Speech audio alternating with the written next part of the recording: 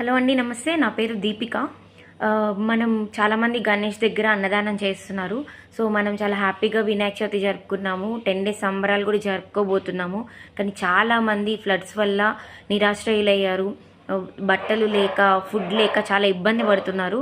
So, మా వంతు ప్రయత్నంగా మేము చేస్తున్నాం. చాలామంది రెస్పాండ్ అయ్యారు. కానీ చాలా తక్కువ మంది రెస్పాండ్ అవ్వడం అనేది జరిగింది. సో, అన్నదానం అనేది ఇప్పుడు చాలామంది చేస్తున్నారు కాబట్టి నా వంతు నా ప్రయత్నంగా నేను ఒకటి చెప్పాలనుకుంటున్నాను.